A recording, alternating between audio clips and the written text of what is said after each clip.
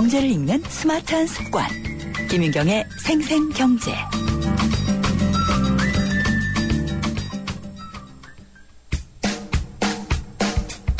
아하 경제와 함께하는 한뼘 경제. 경제 상식과 재미를 매일 한 뼘씩 키워드리는 시간. 오늘의 주제, 올림픽, 월드컵, 아시안게임, 경제 효과는 얼마나 될까? 올림픽에 출전한 선수가 그동안 흘린 땀과 인생 이야기는 진한 감동으로 다가옵니다. 또 침체에 빠진 경제에 활력을 불어넣어주기도 하는데요. 한창 진행 중인 러시아 소치 동계올림픽은 1980년 모스크바 하계올림픽 이후 34년 만에 러시아에서 열리는 대회입니다. 러시아는 올림픽 준비에 우리 돈 55조가량의 예산을 들여서 가장 값비싼 올림픽이 됐는데 경기장과 도로, 철도, 관광객을 위한 호텔을 거의 모두 새로 지었기 때문에 예산이 불어났죠. 러시아는 올림픽이 끝난 뒤 소치를 흑해 연안의 가장 큰 관광지로 키워 경제 효과를 누릴 계획이라고 합니다. 올림픽 스타 선수 한 명이 내는 경제 효과도 엄청난데요. 피겨 여왕 김연아가 또 금메달을 따면 경제 효과가 6조 원이나 될 거라는 분석도 있죠. 한편 브라질은 삼바 축구로 경제 부활을 노리고 있습니다. 올해 6월 13일 시작되는 브라질 월드컵 준비에 우리 돈 12조에서 16조가량을 쓰며 뒷걸음치는 경제를 살리려고 안간 힘입니다. 브라질은 월드컵으로 국내 총생산 GDP의 1.5%나 되는 240억 달러, 우리 돈 25조 5천억 원의 경제 효과와 고용 창출 25만 명을 예측했습니다.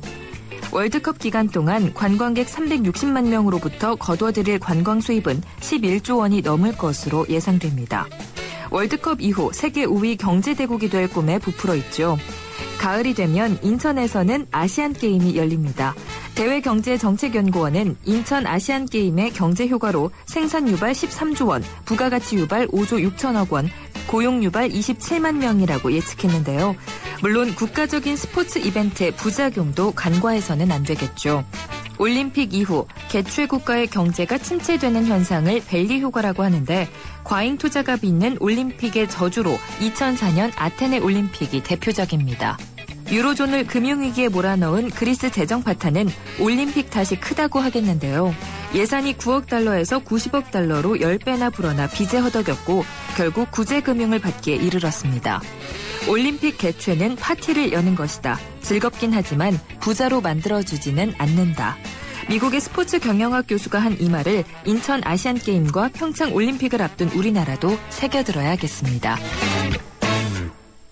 예, 방금 얘기한 대로 미국의 스포츠 경영학 교수가 한 말이 적절하다는 생각이 드는데요. 올림픽을 여는 것은 파티를 여는 것이다. 그러니까 즐겁고 주목되는 효과는 크지만 그것이 반드시 돈으로 이어지지는 않을 수도 있다라는 겁니다. 우리나라도 지금 아시안게임이라든지 이런 것들을 앞두고 있고 아베 신조 총리가 또 외교부에 이어서 도쿄에서 올림픽 개최를 하게 됐는데 일단은 뭐 건설 수요도 늘고 일자리도 늘게 되겠지만은 아테네의 경우처럼 되면 또 안 될 테고요. 참 여러 가지 면들이 있는 것 같습니다. 김윤경의 생생경제 3부 시작하겠습니다. 당신의 베이스 캠프는 어디입니까? 어디로 가야 할지 모른다면 방향이 될 것이고 계속 가야 할지 망설인다면 용기가 될 것입니다. 베이스 없는 정상은 없습니다. 세상의 베이스가 되다. 포스코. 김윤경의 생생경제. 2.11 대란, 그러니까 2월 11일에 일어났던 대란, 동대문 대란이라고도 하는데요. 혹시 들어보셨나요? 지난주 화요일이었던 2월 11일 새벽 2시에 기습적으로 휴대전화 단말기 보조금 정보가 떴습니다. 그래서 그 새벽에 동대문에 있는 대리점 앞에 정말 수백 미터씩 휴대전화 사려고 줄을 선 기현상을 얘기를 하는데요. 한 70만 원 되는 단말기를 거의 공짜에 살 수가 있고 또 100만 원 가까운 단말기도 15만 원에 살 수 있다고 하니까 대란을 일으킬 법도 했다는 생각이 좀 듭니다. 지금 보조금 경쟁에 이동통신사들이 상당히 좀 많은 경쟁을 하고 있는데 여기에 대해서 작년에 1,000억 원이 넘는 과징금을 물려도 없어지기는커녕 이런 기현상까지도 빚고 있습니다. 그래서 문제는 보조금이 아니라 보조금 규제에 있는 것이 아니냐 이렇게 주장하는 쪽도 있는데요. 이렇게 주장하고 계시는 쪽입니다. 녹색소비자연대의 전응휘 상임이사와 얘기를 나눠보도록 하겠습니다. 안녕하십니까? 예, 안녕하세요. 네. 그러면은 그냥 이것부터 여쭤볼게요. 단말기 보조금 소비자들에게 좋은 겁니까? 아니면 나쁜 겁니까? 이렇게 말씀드리죠. 예. 지금 스마트폰 보통 이제 사시려면 한 6, 70만 원에서 100만 원이 넘거든요. 그렇죠. 이 정도 가격이면은, 우리가 보통 이제 가전제품, 내구성이 있는 가전제품이라고 말하는, 냉장고나 세탁기, TV 정도 가격에 버금가거든요. 네. 그 수준입니다, 거의. 그렇죠. 그러면 이렇게 비싼 가전제품을 장기 할부로, 상당한 정도 금액을 할인받아서 구매하는 것이 잘못입니까? 저한테 질문하신 건가요? 그러니까 예. 소비자로서는 당연히 그럴 예. 경우에 네. 가급적이면 더 할인을 받을 수 있는 구매 통로를 당연히 찾게 되겠죠. 그렇겠죠. 그러니까 예. 그것이 소비자들의 합리적인 선택 행위이지 예. 단말기 보조금을 찾아다니는 행위 자체가 잘못된 것이라고 이야기할 수는 없는 겁니다. 예, 그렇죠. 그러면은 이게 소비자한테는 중장기적으로 볼 때 이게 어떨까라는 생각은 또 들어요. 단기적으로 살 때는 일단 도움이 되겠죠. 예. 예, 그런데 이제 네. 아마 단말기 보조금을 규제해야 된다고 생각하시는 분들 중에는 네. 그러면 단말기 보조금에 쏟아부은 영업비를 결국은 통신요금에서 보상받으려고 하지 않겠느냐 이렇게 네. 생각하시는 것 같아요. 예, 예. 그러니까 단말기 보조금을 줄이면 언제든 또 이동통신요금이라고 하는 거는 내려갈 수 있는 것 아니냐 이렇게 생각하시는 분들이 제가 보기에는 통신규제 네. 당국 쪽에도 그런 생각이 있으신 것 같아요. 전 이사님 죄송한데요. 지금 방금 들어온 속보 하나 전해드리고 계속 얘기 나누도록 하겠습니다. 잠깐만 예. 기다려주시고요. 지금 통합진보당 이석기 의원 내라는 모 사건 1심 선고 결과가 나왔는데요. 징역 12년이 선고가 됐습니다. 자세한 내용은 5시 뉴스에서 또 전해드리도록 하겠습니다. 예, 이사님 다시 또 보조금 얘기를 예. 나눠야 될 것 예, 같아요. 예. 그러니까 이제 보조금을 규제하는 것만이 능사가 아니다라는 쪽으로 일단 얘기를 해주신 것 같아요. 그러니까 보조금이 늘고 주느냐에 따라서 네. 얼마만큼 늘고 주느냐에 따라서 통신비가 영향을 받는다고 이제 생각들을 하시는 건데요. 네. 지금 현재 우리나라 이동통신 요금은 단말기 보조금을 얼마나 지불하느냐 하고는 아무 관계가 없습니다. 그런가요? 네, 이동통신 요금은 지금 현재 인가제에 의해서 가격 수준이 결정되고 있는데요. 네. 이 인가제라고 하는 거는 지금 이동통신 3사 중에서 가장 시장 지배력이 큰 1위 사업자의 경우에 네. 요금을 승인을 받게 되어 있습니다. 통신규제 당국한테. 당국한테요? 예. 예, 그래서 요금을 승인을 받은 금액이 시장에 나오는 거고. 예. 그러니까 이제까지 소비자들이 쓰고 있는 이동통신 요금은 전부 다 통신규제 당국의 인가를 받은 요금이라고 하는 것을 전제로 해서 보셔야 됩니다. 예. 그러니까 단말기 보조금을 얼마를 지불하든 지불하지 않든 간에 통신비는 통신규제당국의 인가에 의해서 결정되는 인가요금제가 운영되고 있다. 네. 그래서 이 두 가지 사이에는 아무런 상관관계가 없다는 거를 아셔야 됩니다. 그렇군요. 그러니까 이 마케팅 비용 같은 보조금을 너무 많이 지급하면은 결국 우리 통신요금으로 전가하지 않겠느냐 이런 생각은 일단 아니다라는 말씀이시네요. 사실은 반대죠. 예. 사업자들이 마케팅비를 많이 쓸 수 있는 것은 네. 충분히 현금 보유 능력이 있기 때문에 마케팅비를 많이 쓰는 거지. 예. 이익이 많이 나지 않는데 출혈을 해가면서 네. 장사를 하진 않죠. 그렇겠네요. 그러니까 통신 사업자들이 이미 높은 이동통신 비용, 이동통신 요금을 통해서 엄청난 수준의 독점적인 초과 이윤을 획득하고 있기 때문에 네. 지금 일반인들로서는 얼핏 잘 이해도 되지 않을 정도의 엄청난 정도의 단말기 보조금을 퍼부어도 네. 충분히 여유 있는 영업이익을 지금 거두고 있다고 볼 수 있는 거죠. 그러면은 보조금하고 요금을 조금 나눠서 얘기를 해볼게요. 네. 지금 휴대전화 우리가 하나 이제 마련을 할 때 얼마까지 보조금을 받을 수가 있나요? 그런 건 없습니다. 원래 없나요? 그런 것은 없는데 예. 지금 27만 원이라는 이야기를 많이들 하고 있죠. 네. 이 27만 원이 어디에서 나온 거냐면 2010년도에 예. 방송통신위원회가 2년 동안 단말기 보조금 규제가 없었습니다. 그러니까 예. 2008년에 단말기 보조금 규제법이 없어졌고 그래서 2008년, 2009년에는 단말기 보조금을 아예 손을 대질 않았어요. 예. 그러다가 2009년에 와서 이상한 시행령을 하나 만들어가지고 어거지로 사실은 단말기 보조금을 규제하기 시작했는데 예. 그 2010년도에 규제할 당시에 27만 원이라는 계산을 했습니다. 네. 이 27만 원인 계산은 어떻게 해서 나온 거냐면은 2세대 이동통신. 투지. 그러니까 예. 2009년 말에 가서 3세대 서비스에서의 소위 스마트폰이 보편화되거든요. 네. 2009년 12월에 아이폰이 우리나라에 처음으로 수입됩니다. 그렇죠. 그러니까 그 이전까지는 2세대 이동통신 요금이 대부분이었는데요. 네. 2세대 이동통신 요금을 기준으로 해서 통신사업자가 한 사람의 고객한테 18개월 동안의 보조금을 주고서 얻어들이는 이익이 얼마냐. 그거를 27만 원으로 계산한 겁니다. 무슨 얘기냐면 네. 사업자가 27만 원보다 더 보조금을 주면 네. 사업자가 손해를 본다. 아, 그러니까 사업자가 예. 손해를 보니까 예. 사업자가 손해를 안 보려면 27만 원보다 보조금을 더 주면 안 된다고 굉장히 친절하게 통신규제당국이 설정한 기준 금액입니다. 그러니까 이게 정해져 있는 보조금의 상한선도 아니군요. 아닙니다. 전혀 예. 아니고요. 이것은 엄격하게 이야기하면 통신사업자가 안정적으로 초과 수익을 거둘 수 있는 것을 보장하기 위한 네. 기준입니다. 그런 것까지 당국이 친절하게 계산을 해줬나요? 예. 예.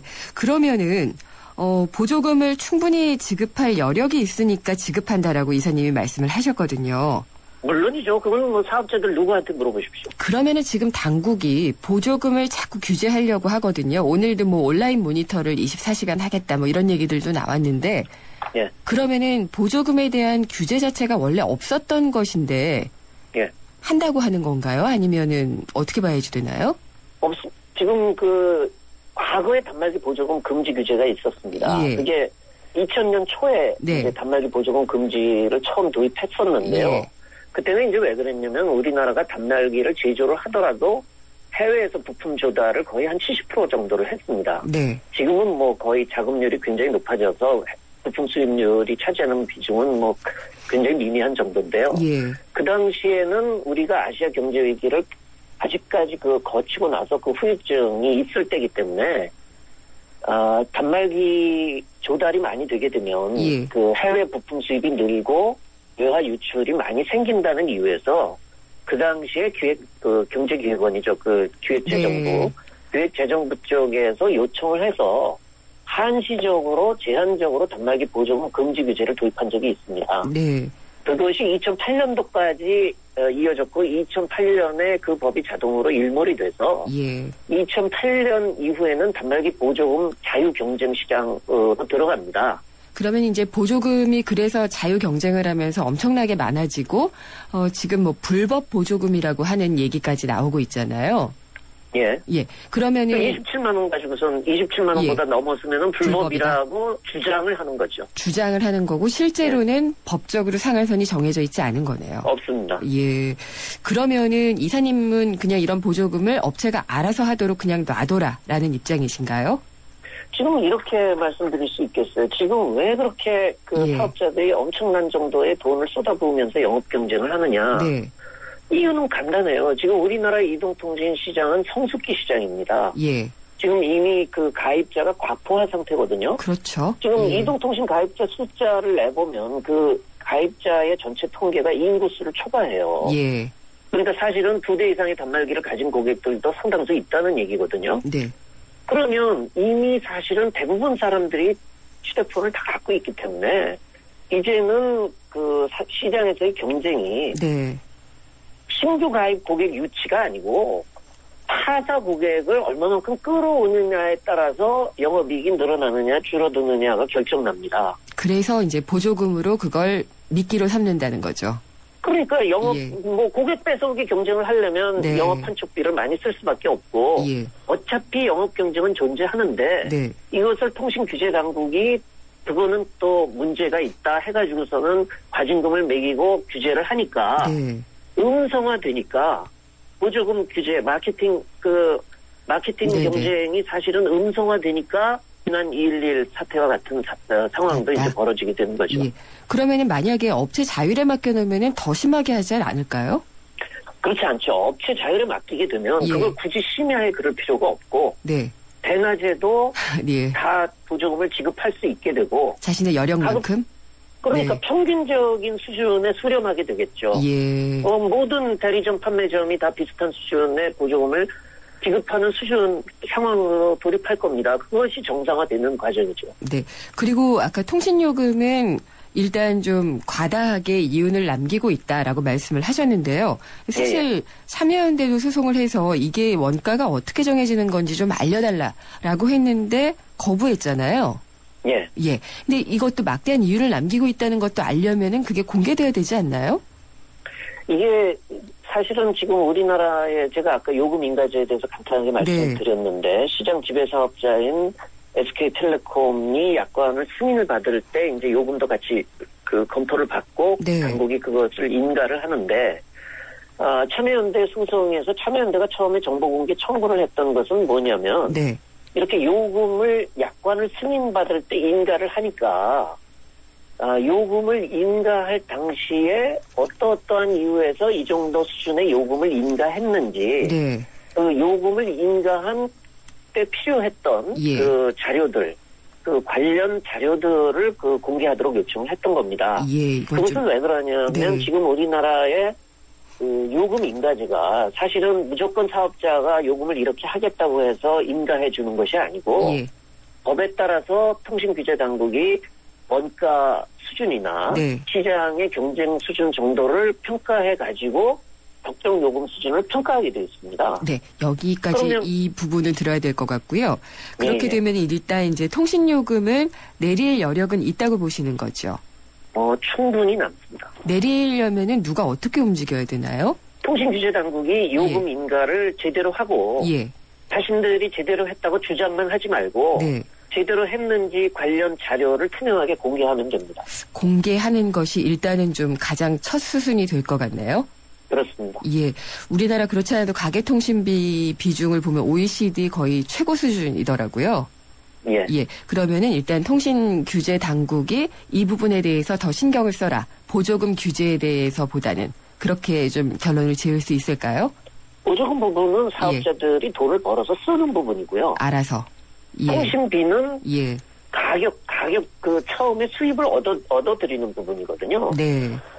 요금이라고 하는 거는 그 고객으로부터 수입을 거둬들이는 부분이기 때문에 이 부분에서 규제를 해야지 예. 이미 얻은 수익을 어떻게 쓰느냐를 규제 당국이 규제하는 건 현실적으로 거의 불가능합니다. 알겠습니다. 보조금 규제보다는 통신요금에 대한 조금 더 집중된 그런 정책이 필요하다라는 말씀으로 결론을 맺도록 하겠습니다. 오늘 말씀 감사합니다. 예, 감사합니다. 녹색소비자연대의 전응휘 상임이사였습니다. 서울우유가 아이들에게 물었습니다. 우유를 보면 뭐가 생각이 나요? 엄마 맨날 주세요. 아빠처럼 힘내줄 거예요? 완전 예뻐질 거예요. 엄마! 그렇게 행복은 자라고 있습니다. 우유는 행복입니다. 서울우유. 예, 통합진보당 내라는 모 재판 1심 판결을 속보를 알려드리도록 하겠습니다.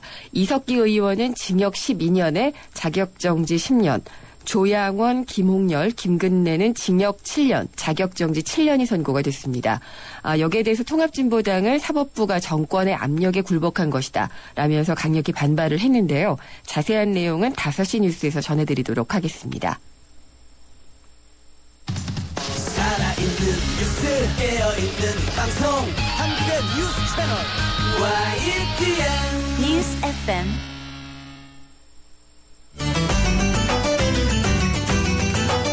한 걸음 더 경제와 가까워지는 오후 김윤경의 생생경제.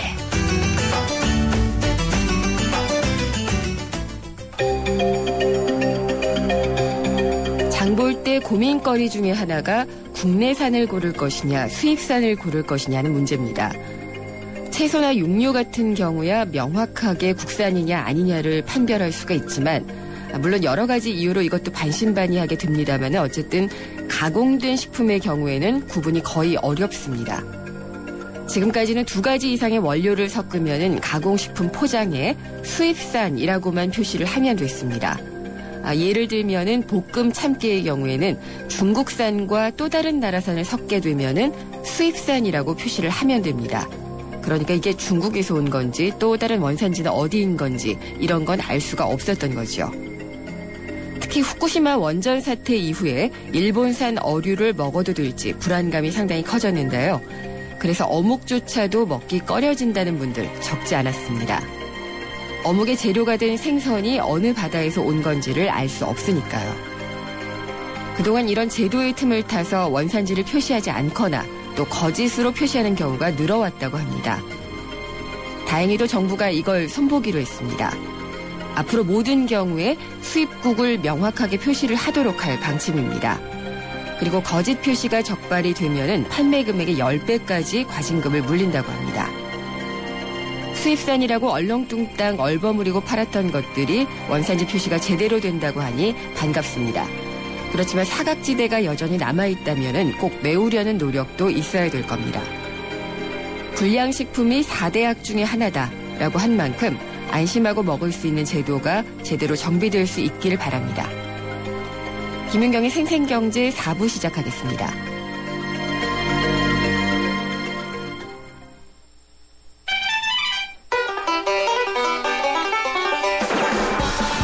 생생 재테크 정보 듣다 보면 어느새 터득되는 재테크 가이드. 세상의 베이스가 되다 포스코 협찬으로 김윤경의 생생경제 4부 시작합니다. 새로운 한 주를 시작하는 월요일이죠. 그래서 이번 주에 있을 경제 일정과 이슈를 미리 알아보는 이번 주 스톡앤 이슈 시간입니다. KTB 투자증권의 최연기 이코노미스트 전화로 연결돼 있습니다. 안녕하십니까? 네, 안녕하세요. 예, 증시가 계속 찔끔찔끔 오르더니 벌써 이제 다시 또 1950선까지 올라온 것 같아요. 예. 이렇게 되면은 계속 올라가는 건지 또 궁금해지거든요. 일단은 뭐 우리가 이제 매년 뭐 기대했던 뭐 1월 효과가 나타날 거라고 예상을 한 것은 아니었습니다만 네.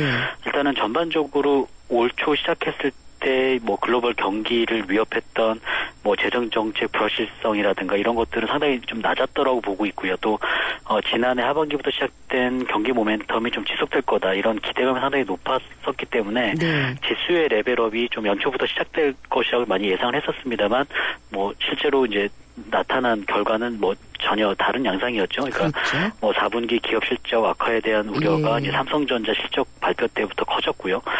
또 하나는 이제 엔화 약세 심화에 따른 어떤 원외환율 어떤 천원선 붕괴로 인한 센티멘트가 상당히 좋지 않았고 또 1월 말부터 2월 초까지는 이제 신흥국 금융시장 불안에 따른 어떤 안전자산 선호 심리 강화 이런 것들로 인해서 뭐 국내 증시가 1880선까지 뭐 주저앉기도 했었습니다. 네. 하지만 이제 최근에는 뭐 이제 200일 이평선인 1950선까지 좀 근접해 있는 상황이고요. 내용을 살펴보면 어떤 외국인의 어떤 순매수 기조로 인한 뭐 강한 상승은 아니었습니다만 1900선 이하에는 뭐 저가 메리트가 부각이 되면서 기관들의 매수세가 좀 유입이 됐고요. 또 하나는 이제 4분기 기업 실적 시즌 자체도 이제 2월 말까지 좀 어느 정도 마무리될 것이라는 어떤 안도감 이런 것들로 인해서 좀 국내 증시가 비교적 좀 안정적인 상승, 그러니까 좀 안도랠리가 좀 연장되고 있는 것이 아닌가로 좀 보고 있습니다. 네, 그래도 사실 제자리 걸음 비슷해요. 네, 그렇죠. 뭐 사실상 뭐 많이 이전에 그 지수의 하락폭이 워낙 컸었기 때문에 올라왔더라도 뭐 지수가 크게 상승했다라고 체감하기는 좀 어려운 좀 구간이라고 보시면 될 것 같습니다. 네. 그리고 또 미국 증시를 보면은 지금 지표들은 별로 그다지 이제 좋지 않은데 그것이 또 증시에 어떤 영향을 부정적으로 미치지는 않는 것 같고요. 예, 일단은 뭐 지난 주말에도 뭐 1월 뭐 산업 생산이 나왔습니다만 상당히 안 좋게 나왔고요. 네. 예, 시장 예상은 전월보다 소폭 증가할 거라고 예상을 했었었는데 0.8% 감소를 했고요. 대부분이 뭐 자동차 생산이 급감했기 때문에 좀 나타난 영향이라고 보고 있고요. 근데 이제 시장의 컨센서스 자체가 이제 1월 지표, 그러니까 우리가 이제 2월에 확인하는 1월 지표는 여전히 그 12월과 1월에 그 미국을 강타했던 혹한의 영향에서 벗어나지 않았었다는 점. 그래서 일시적인 부진일 것이라는 어떤 시장의 컨센서스가 어느 정도 형성되어 있는 것 같고요. 또 하나는 뭐 이제 그 지난주 그 옐런, 그러니까 연준 의장인 옐런이 미 경제지표, 최근의 경제지표 부진은 한파와 같은 일시적인 요인에 의한 것이라는 점을 좀 얘기를 했고, 네. 미국 경기 회복세는 여전히 완만하게 진행 중이다. 그리고 초저금리와 같은 경기 부양적 통화 정책은 여전히 이어갈 것이다라는 점이 좀 센티멘트 측면에서 좀 긍정적인 요인으로 좀 부각이 되고 있는 것 같고요. 또 하나는 지난주에 물론 시장에 큰 관심은 없었습니다만 2월 중에 좀 불확실성으로 자리 잡을 수 있었던 그 정부 부채 한도 증액 협상 역시 1년 동안 좀 유예된 점, 아무런 조건 없이 유예된 점 역시 좀 디폴트 우려를 좀 선제적으로 차단했다는 점도 좀 지금의 좀 안드렐리 연장에 좀 기여를 하고 있는 것으로 보고 있습니다. 네. 그래도 참 지금 시장이 너무 수비적으로밖에 움직일 수 없는 상황 같아요. 계속 네. 이제 어떤 위험 요인은 던져지고 그것을 가까스로 해결해내서 요만큼 지켜내고 이런 장세가 계속되고 있죠. 일단은 근본적으로 이제 외국인의 수급이 개선되지 않고 있다는 점이 가장 큰 문제라고 보고 있는데요. 그러니까 네. 우리가 계속적으로 기대하고 있는 거는 지난해 3분기에 나타났던 그 신흥국 내의 어떤 차별화된 흐름 이런 네. 것들. 그래서 국내 증시라든가 대만 증시로의 외국인 자금이 다시 좀 대규모로 유입되는 어떤 그런 구간을 기대하고 있는데 아직까지는 미국의 어떤 경제 지표의 부진이 일시적이다 하더라도 네. 다시 올라오는 그런 그 경제 지표의 어떤 개선된 흐름 이런 것들이 확인되기 이전까지는 조금 외국인 자금이 유입되기에는 조금 어려울 거라고 보고 있고요. 결국에는 현 수준에서 특히나 지금 대형주들은 크게 움직이는 모습을 보이지 않고 있거든요. 네. 그러니까 중소형주 중심의 어떤 종목 증세가 이루어지고 있기 때문에 아직까지는 대세 상승장이 시작됐다라고 보기에는 좀 어렵지 않을까라고 보고 있습니다. 그리고 연초에는 정말 우리 환율 매일매일 얘기할 정도로 계속 이제 특히 엔화의 흐름에 관심이 많았었는데 요즘은 좀 잠잠하다 이 얘기를 아까 시황 얘기하면서도 좀 했었어요. 예. 지금 엔화는 어떤지 하고 일본 증시도 이것에 영향을 받고 있는지도 궁금하거든요.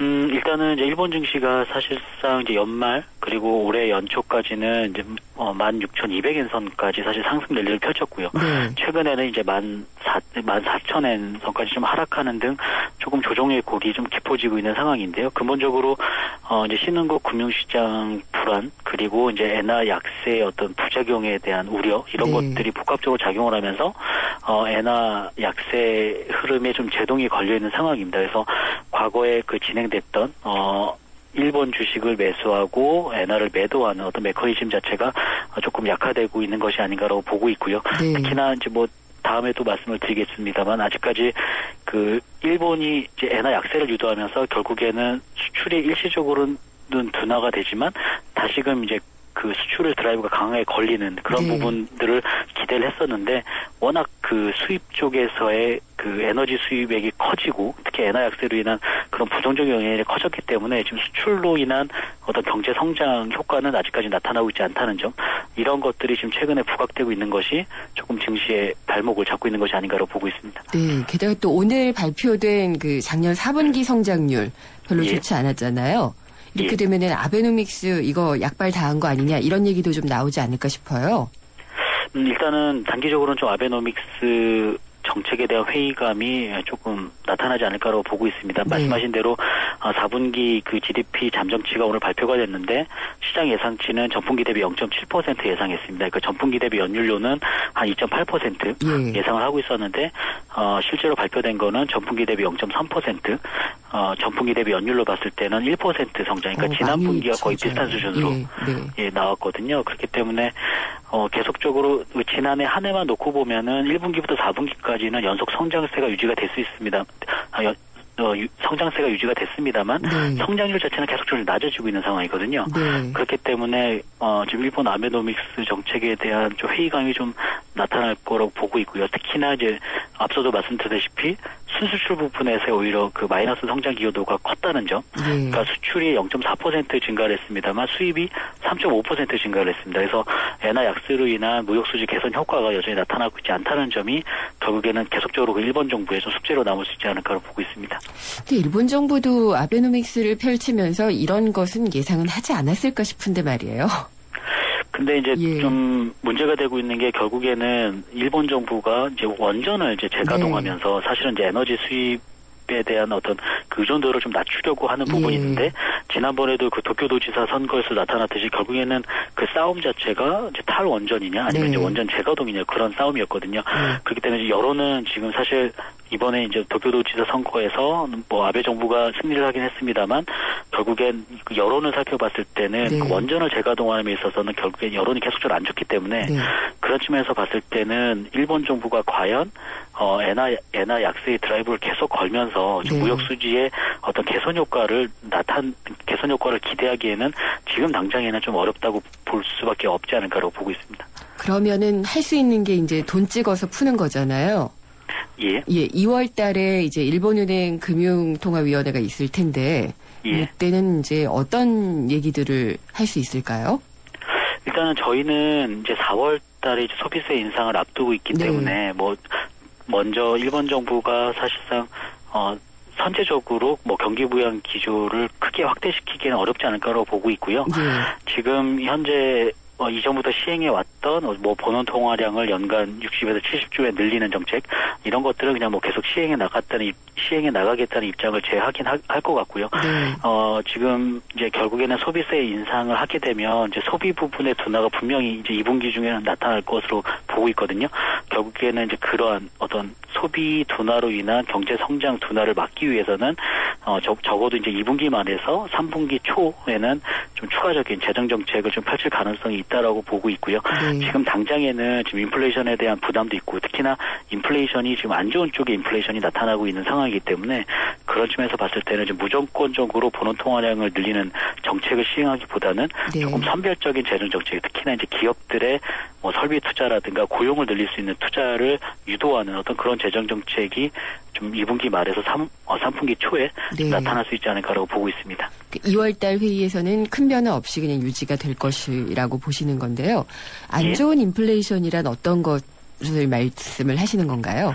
그러니까 결국에는 지금 일본이 사실 이제 10년 넘게 디플레이션의 어떤 우려가 계속 있었잖아요. 그래서 결국에는 그거는 이제 소비자들은 사실상 이제 수요 측면이 상당히 약하다는 점. 그리고 기업들도 역시 결국에는 물건이 안 팔리는 거니까 기업들의 어떤 투자 의욕도 상당히 좀 낮아져 있는 상황인데 인플레이션이 사실상 이제 아베노믹스 정책이 발효가 되면서 디플레이션을 벗어난 것은 맞습니다만 그것이 어떤 임금 상승 그리고 어떤 수요 측의 어떤 인플레이션 상승 압력이 높아진 것이 아니라 단순히 코스트만 올라간 거거든요. 그러니까 엔화 약세로 인한 어떤 수입 단가 상승 그런 것에 의한 인플레이션이기 때문에 경기로 측면에서 봤을 때는 안 좋은 인플레이션이라고 볼 수 있거든요. 그래서 그런 측면을 좀 일본 정부가 좀 감안을 해서 결국에는 지금 임금 상승을 동반한 인플레이션이 나타나고 있지 않다는 점에 좀 주목을 하면서 결국에는 이제 기업들의 설비 투자라든가 어떤 고용에 투자하는 어떤 이런 부분들을 유도하는 정책들이 나와줘야 되지 않을까라고 보고 있습니다. 잘 들었습니다. 감사합니다.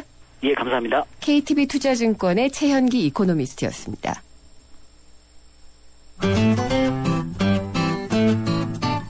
생생경제를 다양하게 만나는 방법. YTN 라디오 앱 예스와 웹사이트 김윤경의 생생경제 또는 트위터 YTN_이코노미로 실시간 듣기와 다시 듣기를 하실 수 있고 방송 내용에 대한 문의와 의견을 주실 수 있습니다.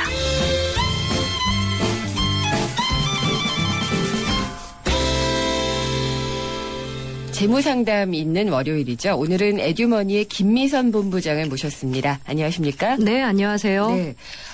안전행정부가 돈 받고 주민등록 자료를 민간에 넘겼다. 이런 기사가 나왔는데 이게 어떻게 된 일인가요? 그 민주당 백재현 국회의원이 안전행정부에서 받은 그 주민등록 전산정보 제공 현황을 보면은요. 2007년부터 2013년까지 7년간 안전행정부가 84곳의 그 공공민간기관에 38억 7,907만 원을 받고 5억 8,850만 건의 주민등록 전산 정보를 제공한 것으로 나타났습니다. 이 공공기관 28곳에서 4억 9,310만 건의 정보를 또 민간기관 56곳에서 9,540만 건의 정보를 각각 사용료를 내고 안전행정부에서 받은 것으로 나타났습니다. 근데 정부가 이게 주민등록 정보를 장사를 이렇게 해도 돼요? 당연히 안 되겠죠. 안 되죠. 네, 지금 사실 뭐 뒷부분에서 말씀드리긴 하겠지만 현행법상으로 그것과 관련돼서 그 규제할 수 있는 법안이 없어서 사실상 합법이라고 합니다. 그거 참 문제네요. 네. 그러면은 이 주민등록 정보를 제공받은 곳들은 뭐 대개는 어떤 곳들인가요? 예, 그 주민등록 이제 전산 정보를 제공받은 민간기관 56곳 중에 이 채권 추심 전문 업체가 22곳이 포함되어 있습니다. 네. 그러니까 즉 추심 업체인데 대부분 다 신용 정보사이고요. 예. 뭐 이름들은 조금 들어보셨을 거예요. 뭐 고려, 나라, 대구, 미래, 세안 신용 정보 등이고 또 여기에 이제 할부금융사인 대우, 우리캐피탈, 또 카드사인 롯데, 삼성카드와 은행 중에 이제 국민하나은행과 저축은행 등인 은행권까지 합쳐서 사실상 채권 추심 기관으로 모두 최대 36곳입니다. 근데 정말 이해가 안 가요. 이게 왜 합법인지. 예, 그 사실 지금 현행법상으로는요. 정부가 소정의 사용료를 받고 외부기관에 이 주민등록 정보를 제공하는 것 자체가 합법으로 되어 있다고 합니다. 그래요? 예, 그 현행 주민등록법은 안전행정부 승인을 거쳐서 자료를 제공하고 이 최소한만 제공을 해야 된다고 하고 또 본래 이용 목적 외로 사용해서는 안 된다고 규정되어 있고요. 그래서 이 활용 현황을 파악하거나 규제할 법적 근거가 없어서 문제는 이미 이제 사실상 개인정보 유출 다 되어 있는데 어떻게 보면 정부 측에서도 이렇게 광범위한 개인정보 유출로 이어질 우려가 있지 않나 하는 게 있습니다. 그래서 뭐 법률에 근거해서 채권 추심 업체나 이해관계자에게 이 주민등록 자료를 제공하는 것 자체는 엄격히 제한되어 있는데 그러니까 금융위원회에 이제 심사를 거친 뒤에 증빙 자료를 제출할 경우엔 주소를 제공할 수 있다고. 주소요? 그러니까 주소 정보만? 네. 지금 현재 주민등록하고 그런 거니까. 그래서 정보 제공을 금지할지에 대해서는 아직 이제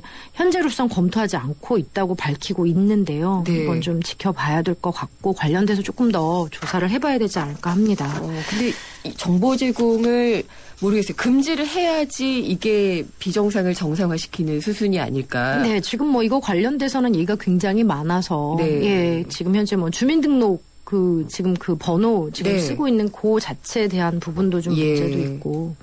그러니까 어디서 내 정보가 샜는지는 이번에 카드사 사태로 여기서만 샌 게 아니라는 게 이렇게 속속 드러나고 있는 것 같아요. 네, 그렇습니다. 그래서 정말, 사실 그 외국의 경우에는요. 거의 한 20여 년 전부터 유럽이나 이런 미국 같은 경우는 특히 유럽 같은 경우는 이 CCTV 설치부터 시작해서 이 개인정보에 대해서 이렇게 그 유통하는 것 자체에 대해서 좀 엄격하게 그 시민들의 그런 의견들도 받고 해서 좀 단계적으로 좀 그런 시행을 한 부분이 있는데 우리나라 같은 경우 이제 이렇게 금융 쪽도 그렇고 개인 정보 그 사용 부분에 대해서 충분한 이런 그 문제점이나 이런 것들 그런 그 뭐랄까요 사전 논의 이렇게 돼서 발생할 수 있는 결과에 대한 것 없이 진행이 돼서 아무래도 좀 문제이지 않나 하는 생각이 듭니다. 피해자는 어쨌든 시민들이죠. 그렇죠. 국민들 정말 뒤통수가 성할 날이 없다.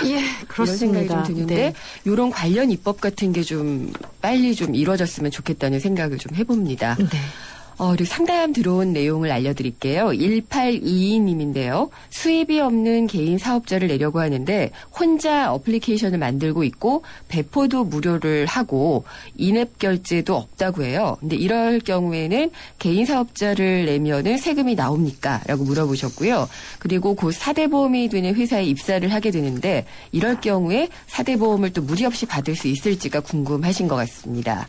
일단 개인 사업자 소득이 없으면 세금을 안 내는 게 맞나요? 네, 그렇죠. 개인 사업자는 원칙적으로 장부 기장에 의해서 이 소득 금액을 계산해서 소득세 신고를 하도록 되어 있습니다.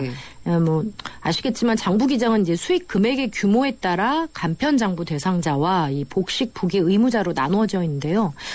지금 이분의 경우에는 간편 장부 대상자가 되시고요. 또 소득은 없지만 지출은 당연히 발생했을 테니 거기에 대해서 이제 세무 신고를 하시면 되고요. 당연히 매출이 없으니까 발생할 소득세는 없습니다. 그러면 이분이 이제 그 업체에 들어가게 되면은 4대 보험 혜택은 어떻게 되나요? 네, 직장 말씀하시는데 개인 사업을 하시면 이제 당연히 건강보험과 국민연금을 내셔야 하지만 직장에 들어가시게 될 경우엔 지역 가입자가 아닌 직장 가입자가 되기 때문에 사실 이제 직장의 소득에 따라서 건강보험료와 국민연금이 부과됩니다. 그럼 일단 세금 내실 필요 없고 4대 보험에 대해서도 크게 걱정하실 필요는 없겠네요. 네, 그렇습니다. 6890님인데요. 저가형 실손보험에 대해서 궁금한 점이 있습니다. 라고 하셨어요. 지난 시간에도 잠깐 알아봤었는데 이 저가형 실손보험을 선택할 때 참고해야지 될 내용 같은 것들이 상당히 좀 궁금해요. 이분도 그 질문을 하셨네요. 네, 이제 단독 상품이고요. 1년 단위로 매년 갱신이 됩니다. 마치 이제 자동차 보험 제일 많이 생각하시면 될 것 같은데, 마찬가지로 이제 실손보험도 그렇게 매년 갱신이 되는데, 문제는 이제 그렇게 갱신이 될 경우에 이제 보험료 인상 부분에 대한 건데, 일반 실손보험은 좀 3년에서 5년 단위로 갱신이 됐지만, 이 단독 상품 말씀드렸던 대로 매년 이제 갱신이 되는 거죠. 네. 그래서 사실 매년 오르는 거랑 3년에서 5년에 한꺼번에 오르는 것이랑 큰 차이는 없습니다. 조삼모사 같다는 생각이. 네, 약간 그런 식인 거죠. 예. 그래서 최대 15년 갱신이 되고요. 이제 15년 후에 아프면 갱신을 못 한다고 생각하실 수도 있는데 선택권의 면에서 매년 갱신 시에 아프지 않다면 보험사 중에서 오히려 가장 저렴한 회사로 선택하실 수는 있고요. 만약에 아프다면 이제 기존 내양의 계약으로 계속 연장을 하시는 게 더 나을 것 같습니다. 최대 80% 지급이 되는데요. 몇 프로 정도까지 보험사에서 지급하냐에 따라서 보험료 차이가 좀 있거든요. 근데 어쨌든 본인 부담금의 한도가 200만 원이기 때문에 큰 질병이나 사고 발생 시는 90% 보장형과 큰 차이는 없다고 보시면 될 것 같습니다. 그래서 그렇지 않다면 일반적으로 80% 보장형이 보험료가 좀 저렴하기 때문에 선택하시면 유리합니다. 많이 안 아프신 분들 가운데서 보험료가 조금 비용이다라고 생각하시는 분들은 이걸 선택하면 좀 유리하겠네요. 예, 그렇습니다.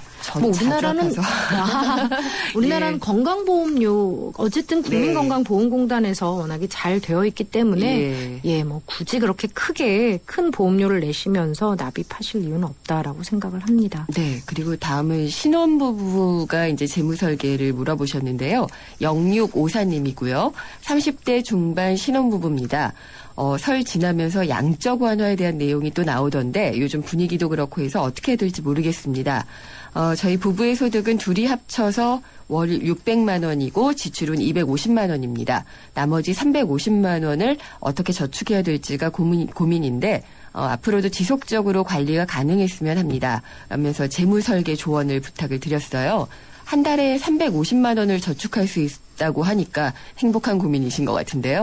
어떻게 하면 좋을까요? 금융회사 직원이 들으면 아주 솔깃할 그런 정보이긴 한데요. 사실 이 350만 원 남는 돈에 대해서는 좀 더 명확하게 확인을 하셔야 될 부분이 있는데 지금 현재 말씀하신 이 250만 원 지출 자체가 그냥 평균 지출을 계산해 내신 것 같아요. 그래서 주로 이제 일반 고객분들이 생각하실 때 지출할 땐 그냥 고정적으로, 그러니까 즉 매달 나가는 지출에 대해서만 카운트를 하시는데 사실 부정기적으로 발생하는 이 지출 규모가 적지 않습니다. 이제 가장 대표적인 게 경조사, 그다음에 명절 얼마 전에 지났죠. 그다음에 지금 사실은 신학기 또 시작되는 거기 때문에 학교 새로 이렇게 새로 입학하거나 이럴 경우 또 들어가는 비용들이 적지 않습니다. 그래서 이런 부분에 대해서 좀 가정만의 신혼부부만의 그런 라이프 스타일에 맞는 그런 어떤 부정기적인 지출이 있지 않나 한번 좀 파악해 보셨으면 하고요. 그 다음에 이제 맞벌이 신혼이시기 때문에 자녀 출산 계획이 분명히 있으실 텐데 그렇게 되면 사모님인 아내분의 경우 휴직을 하실 되고 이럴 경우에 이제 소득이 휴직수당만 나오는지 육아수당일 수도 있고요. 그래서 아마 분명히 이제 소득이 지금 소득보다는 못해도 한 60%? 이제 심한 경우에 이제 절반 가까이 줄어들 텐데, 이럴 경우 이제 지출과 소득에 대해서 어떻게 돈이 필요한지. 그래서 사실은 350만 원에 대해서 너무 지나치게 장기로 재무 설계를 하기보다는요, 소득 변동 예상 시기와 그 다음에 이제 집안에서 발생하는 재무적인 사건에 맞춰서 좀 저축을 좀 쪼개서, 그러니까 한꺼번에 350만 원 하는 게 아니라 가급적 좀 소액으로 나눠서 그리고 좀 중도에 쉰다 하더라도 별로 문제가 발생하지 않는 좀 기간이 짧은 저축을 위주로 하셨으면 좋겠습니다. 알뜰하게 살림 잘하시기를 바라면서 오늘 김미선 본부장 상담 내용 아주 좋았습니다. 감사합니다. 네, 감사합니다. 지금까지 타이어 쓰고 바꾸고 쓰고 바꾸고 하지만 금호 타이어 관리받고 보상받고 관리받고 또 보상받고 이것이 한국에 없던 금호 타이어의 새로운 생각. 금호 타이어 마모 수명 보증제 생각의 무브 금호 타이어. 예, 저희가 지난주 금요일에 짚어봤던 시간 선택제 일자리.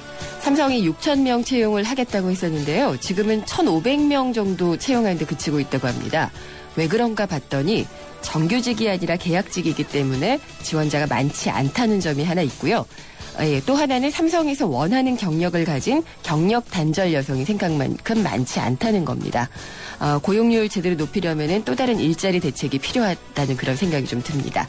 내일 또 인사드리겠습니다. 김은경이었습니다.